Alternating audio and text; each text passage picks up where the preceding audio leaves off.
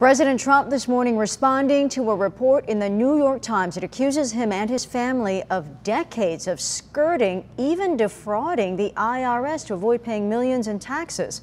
ABC's Elizabeth Hur is in New York with the details. A story President Trump has been telling for decades.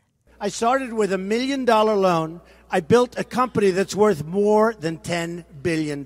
Now called into question by the New York Times. They report Donald Trump's father, Fred, lent him at least $60.7 million. The Times asserting that overall the president received the equivalent today of at least $413 million from his father's real estate company, adding that much of the money came to him through dubious tax schemes, including instances of outright fraud. One of the reporters who conducted the investigation on GMA this morning. We started with a simple question. He'd made around $130 million, and it was just such a juxtaposition from 10 years earlier when the New York Times had published 3 pages of his 1995 tax return where he had logged $1 billion loss. Their investigation captured in this Showtime documentary.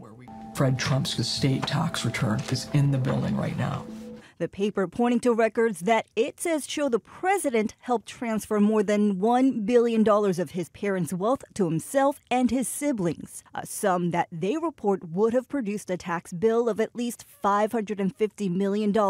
But they say the family employed a variety of tax dodges, cutting that to $52.2 million. In response, President Trump tweeting, they used the concept of time value of money and doing a very old, boring, and often told hit piece on me.